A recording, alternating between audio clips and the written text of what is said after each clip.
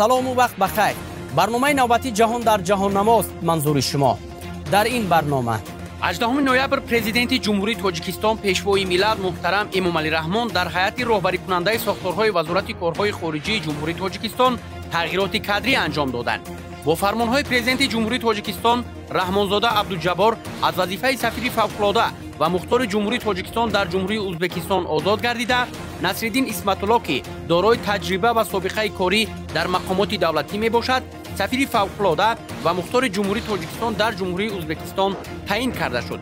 همچنین با قرارهای حکومت جمهوری تاجیکستان نصرالدین اسمت الله از وظیفه معاون یکم وزیر کارهای خارجی جمهوری تاجیکستان آزاد گردیده، امرعلیزاده فروخ که در ساختار مقامات دولتی سالهای زیاد فعالیت نموده است، معاون یکم وزیر کارهای خارجی جمهوری تاجیکستان تعیین کرده شد. جهان در جهان نما با حافظ محمد علی.